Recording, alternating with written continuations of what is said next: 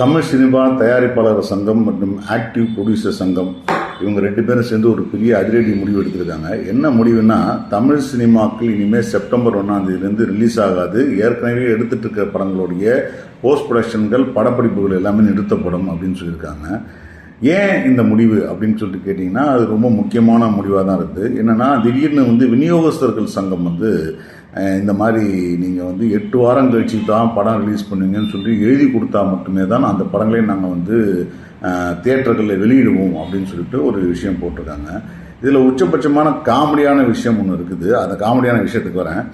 ஒரு தயாரிப்பாளர் பணம் போட்டு பணம் எடுக்கிறாரு. அந்த பணம் எடுத்ததுக்கப்புறம் அவருடைய படத்தோட வியாபாரத்தை நீ இப்படி பண்ணு அப்படி பண்ணு, இது செய் அது செய்யாதன்னு சொல்கிறதுக்கு தயாரிப்பாளருக்குடைய உரிமையை தாண்டி இந்த படத்துங்களை அந்த சங்கங்கள், மற்ற சங்கங்கள், தியேட்டர் சங்கங்கள், விநியோகஸ்தர் சங்கங்கள், அப்புறம் பார்த்தீங்கன்னா பெப்சி, இவங்கெல்லாம் நீ இப்படி பண்ணு, நீ இத்தனை பேரை வெயி ஆளாளுக்கு தயாரிப்பாளர்களுக்கு ரூல்ஸ் போடுறாங்க. அந்த ரூல்ஸையும் இந்த தயாரிப்பாளர்கள் சங்கம் ஒத்துக்கிட்டு இருக்குன்னு தான் உண்மையான காமெடி. சரி, அதெல்லாம் அது அடுத்த விஷயம். இப்போ இந்த காமெடிக்கு வருவோம்.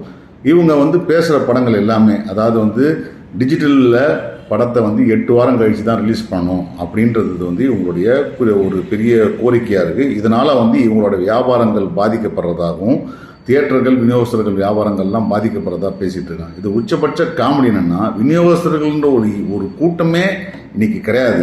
உதாரணத்துக்கு இப்போ யோசிச்சிங்கன்னா, ரெட் ஜெயண்ட் ஒரு விநியோகஸ்தர்.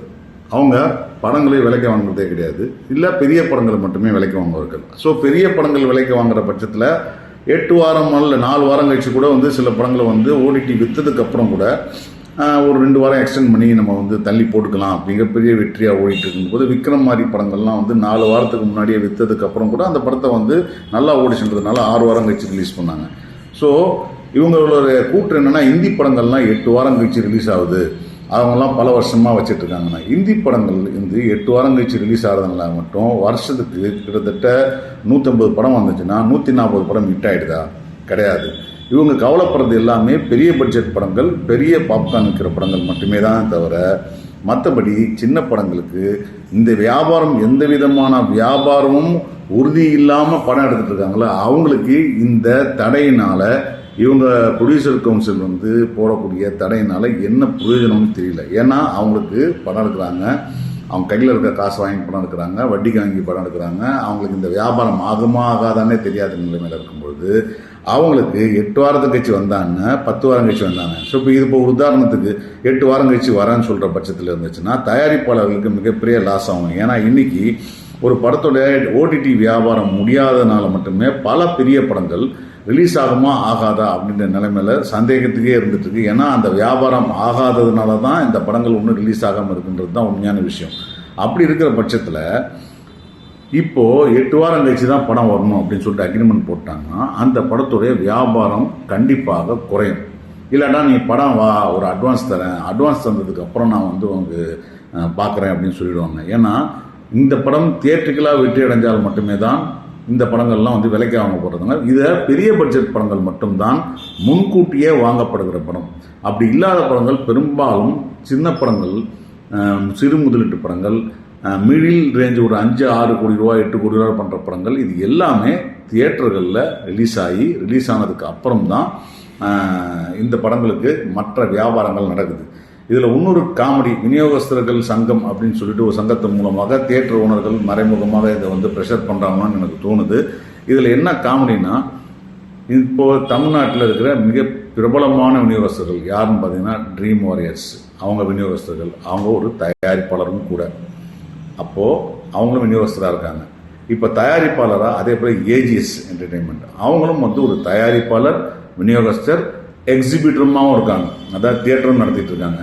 அதுக்கப்புறம் பார்த்தீங்கன்னா ஸ்டூடியோ கிரீன், அவர் தயாரிப்பாளர், டிஸ்ட்ரிபியூட்டர். அதே போல் பார்த்தீங்கன்னா மிகப்பெரிய டிஸ்ட்ரிபியூட்டர் அடுத்த லெவலில் பார்த்தீங்கன்னா ரெட் ஜெயண்ட்டுக்கு அப்புறம் பார்த்தீங்கன்னா நம்ம சக்தி ஃபிலிம் ஃபேக்ட்ரி. அதுக்கப்புறம் பார்த்தீங்கன்னா திங்க் மியூசிக்கு, திங்க் ஸ்டுடியோ, இந்த மாதிரியான இவங்க எல்லாருமே தியேட்டரும் நடத்திட்டு இருக்காங்க, டிஸ்ட்ரிபியூட்டேஷனும் நடத்திட்டு இருக்காங்க. இவங்க எல்லா வியாபாரமும் பண்ணுறதும் இவங்க எல்லாருமே வியாபாரமாக பண்ணுறது பெரிய படங்களை மட்டும்தான் வியாபாரம் பண்ணுறாங்களே தவிர எந்த சின்ன படங்களுக்கும் பெரிய அளவுக்கு வியாபாரம் பண்ணுறதில்ல. அதில் ஒரு சில படங்கள் வந்து 5 கோடி ரூபா 10 கோடி ரூபா அட்வான்ஸ் கொடுக்குறது இந்த மாதிரி விஷயங்கள்லாம் நடக்குது. ஸோ இந்த படத்துடைய இன்வேரிபிளி இவங்களுக்கு வந்து விற்றுது விற்கலை இதையெல்லாம் தாண்டி இவங்க யாரும் தமிழ்நாட்டில் எந்த படத்தையும் எல்லா படத்தையும் விலை கொடுத்து வாங்கி இதனால இவங்களுக்கு லாஸ் ஆகிற விஷயமே கிடையாது. அப்படியே விலை கொடுத்து வாங்கலாம், பெரிய படங்கள் வாங்கினாலும் அது அட்வான்ஸ்லையாவோ இல்லை டிஸ்ட்ரிபியூஷன்லையோ போய் தான் போகுது, அதுக்கு ரீஃபண்டும் வாங்கிக்கிறாங்க. ஸோ டிஸ்ட்ரிபியூட்டர்ன்ற ஒரு இனமே 240-250 படம் வரக்கூடிய இடத்துல ஒரு 15லேருந்து 20 படத்துக்கான போராட்டத்தை தான் இவங்க வந்து மொத்தமாக எல்லா தயாரிப்பாளர்கள் மாதிரி வைக்கிறாங்க. ஸோ அடுத்தது இதை தயாரிப்பாளர்கள் கண்டிப்பாக இதை எதிர்கொண்டே தீரணும். இது வந்து இவங்களுடைய வியாபாரம். இப்போ வந்து பார்த்தீங்கன்னா இந்த தயாரிப்பாளர்களுக்கு பெரிய படங்கள் வியாபாரம் ஆகலை அப்படின்ற பட்சத்தில் தான் இந்த தள்ளி போடுறதுனால கொஞ்ச நாளைக்கு அவங்க வந்து ஒரு ப்ரீத்திங் ஸ்பேஸ் கிடைக்கும் தான் தோணுது. ஏன்னா இது இல்லட்டா இவங்க நான் படம் கொடுத்தா தான் நீ தேட்டர் நடத்துவேன் அப்படின்றாங்க. ஆனால் எந்த விநியோகஸ்தருக்கும் எந்த பெரிய படங்களும் விலை கொடுத்து வாங்கப்படுவது பெரிய படங்கள் மட்டுமே தவிர மிச்சம் யாரும் வாங்கிறதே கிடையாது. ஸோ அப்படி இருக்கிற பட்சத்தில் ஒரு 15 பேருக்காக 15-20 படத்துக்காக இவங்க சண்டை போடுறதும் அந்த வியாபாரத்தை பற்றி பேசுகிறதும் இதெல்லாம் பயங்கர காமெடியாக இருக்குது. எத்தனையோ படம் ரிலீஸ் ஆகி தியேட்டரில் பெரிய அளவுக்கு வரவேற்பு இல்லாமல் போய் ஆனால் கிரிட்டிக்கலாக அக்ளைம் ஆகி அந்த படங்களுடைய எந்த வியாபாரமும் இன்னி வரைக்கும் நடக்காமே இருக்குதுன்றது பார்க்கும்போது நீங்கள் என்ன சொல்லுவீங்க? அதுக்கு இந்த அசோசியேஷனும் இந்த சங்கமும் விநியோகஸ்த சங்கமும் தியேட்டர் சங்கமும் இவங்களுக்கு அதை பற்றி கவலையே கிடையாது. ஏன்னா அந்த படங்கள்னால விநியோகஸ்தர்களுக்கு கமிஷன் வர போகிறதில்ல, அது இல்லாமல் வந்து தியேட்டர்காரங்களுக்கு பாப்கார்ன் விற்க போகிறதில்ல. ஸோ நீங்கள் என்ன தான் சூப்பர் டூப்பர் படம் எடுத்து 150 கோடி கலெக்ஷன் ஆச்சுன்னு சொல்லிட்டு கிராஸில் போட்டாலும் 150 கோடி ஆன படத்துக்கு மட்டும்தான் அவங்களுக்கு கவலையே தவிர, ஏன்னா அந்த 150 கோடி ரூபா கூட அதிகபட்சமான ஒரு 3 மடங்கு வருமானம் வந்து F&Bயில் வரப்போகுது. அதனால தான் எக்ஸிபிட்டரை கவலைப்படுறாங்க. அவங்களுக்கும் வந்து நீங்கள் 8 வாரம் இல்லை அடுத்த வாரம் ரிலீஸ் பண்ணாலும் பிரச்சனை கிடையாது. அவங்களுக்கு அந்த 8 வாரம் ஓடிச்சுன்னா ஓடுற படம் ஒன்று தானே, ஒரு பெரிய படம் தானே ஓடுது, புரியுதுங்களா? ஸோ அதனால் இதில் என்ன பயங்கர காமெடியான விஷயங்கள் இருக்குது. நிறைய உரிமை போராட்டங்கள் பண்ண வேண்டிய தயாரிப்பாளர் சங்கமும் எல்லா சங்கமும் உரிமை போராட்டம் பண்ண வேண்டியிருக்கு. ஒரு சின்ன தயாரிப்பாளர் அவர் நினச்ச ஆட்களை வச்சு படம் எடுக்கிறதுக்கு இன்றைக்கி முடியவே முடியாது. மறைமுகமாக பல மிரட்டல்கள்லாம் நடந்துகிட்ருக்கோம், அதை யாரும் கேட்குறதும் கிடையாது.